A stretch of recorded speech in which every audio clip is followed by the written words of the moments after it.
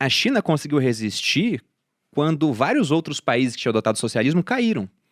Se a gente for ver, em 86 teve Chernobyl, aí em 89 caiu o Muro de Berlim, em 91 caiu a União Soviética.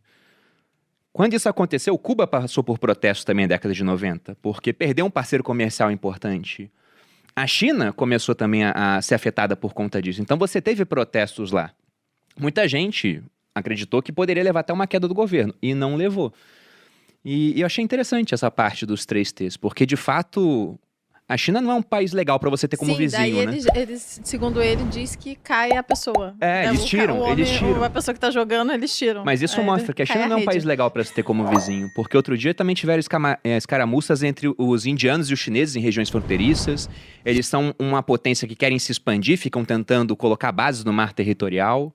Na verdade, só brevemente sobre o aspecto geopolítico, a China é uma potência que tem um potencial de não só se consolidar como uma potência regional, mas de superar, né, como a gente acabou de ouvir, os Estados Unidos. E de certa maneira é natural que uma potência com este potencial buscará se consolidar no seu entorno, né? Os Estados Unidos fez o mesmo 100 anos atrás nas Américas, inclusive no século XIX o presidente Monroe desenvolveu uma doutrina, a doutrina Monroe, dizendo ninguém mexe nas Américas, porque essa é o nosso quintal, que é um movimento típico de um país que tem ambições globais. Então, de certa maneira, o grande desafio chinês agora é vamos dizer, não necessariamente ocupando outros países, mas deixando bem claro que a China é que controla economicamente a Ásia e os Estados Unidos fará de tudo para fortalecer os vizinhos da China, Índia, Japão, Coreia do Sul, para não permitir que a China possa expandir. E essa também é uma das razões pela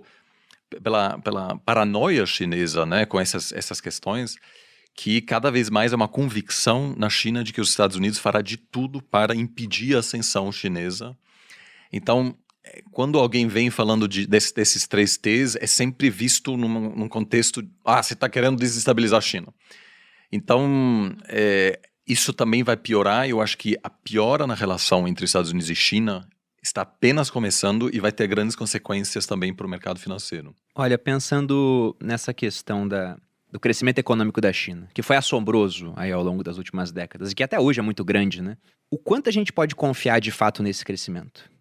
Porque no PIB, por exemplo, você tem vários dados entrando lá, então esse monte de prédios que foram construídos na China, que viraram cidades fantasmas, saíram estatísticas aí falando que você conseguiria transportar população de países inteiros para morar nessas cidades desocupadas da China, né? 90 milhões de residências lá foram construídas, tudo isso conta pro PIB. E agora tem alguns sendo destruídos, aí conta de novo pro PIB. Então, o quanto disso foi crescimento de fato, dá pra gente avaliar. E um outro ponto é, quem mede esse crescimento na China? Porque tem muita coisa que só o governo lá pode medir. E eu desconfio que se apenas o governo pode medir um certo número, esse número tende a ser usado em prol do governo, no final das contas, né? Essa parte da transparência, como fica? Acho que vale olhar sobre a seguinte lente, né? A gente comentou do contexto que a China é essencialmente rural, super pobre, etc. Então, alguns investimentos que foram feitos destravavam o valor quase que imediatamente. Imagina você criar uma estrada onde só tinha terra batida. Uhum. Imagina você colocar um porto e conseguir desovar produtos. Imagina você entrar com fábricas, você fazer a transição de uma economia rural para uma economia fabril. Então fez sentido por muito tempo e ajudou a China a crescer uma velocidade galopante, né? Só que não necessariamente o que trouxe a China até aqui é o que vai levar a China adiante. Você já tem agora centenas, se não milhares de portos. Será que se você lançar mais um porto vai destravar tanto valor assim? Não. Mais uma estrada? Mais um prédio? Então, isso ajuda a compreender a visão do governo, que o crescimento não está mais ancorado quantitativamente, mas qualitativamente, né? Então, o que a gente vê hoje? Que ela está focando em fatores de crescimento como inovação tecnológica, serviços, então mais uma transição da economia fabril para uma economia de serviços, e demanda interna. Olha só, 1,3, 1,4 bilhão de pessoas na China, olha o potencial de consumo de demanda interna, com certeza. Né? E ainda uma população que está ganhando o poder de compra, a renda per capita está crescendo, a classe média está em ascensão, então é uma força muito grande. Quando a gente olha a China de alguns anos para cá, o PIB sempre foi muito dependente das exportações. Né? 35% do PIB da China era focado em exportações. Hoje já caiu para 18%. Então ela está cada vez menos dependente das exportações e cada vez mais apoiada nesses pilares. Desenvolvimento tecnológico, serviços e demanda interna. A gente falou dos Estados Unidos, né? Quando a gente levanta a ideia de startups, inovação, o caldeirão, né, das startups, que lugar que vem à nossa mente? Estados Unidos. Estados Unidos. Vale Israel, Califórnia. né? Vale do Israel é Silício. forte. Hoje o burburinho de venture capital está acontecendo na China. Ela tem liderado várias frentes, áreas de e-commerce, de gaming, 5G. A 5G tá rolando leilão pelo mundo aí, mas vários países queriam proibir a China de participar, por medo da questão de dados, né? Eles estarem pegando. Hoje os Estados Unidos, eles produzem em torno de 48% dos unicórnios. A China já vem na cola com 35% dos unicórnios. Caramba, quase todos então estão nesses dois países. É o burburinho. Se você for olhar as novas startups, as fintechs, o venture capital, a China está em primeiro lugar nas fintechs. A China sozinha supera Estados Unidos e Alemanha somados. Pra quem não sabe o que é unicórnio, é como se fosse a top startup.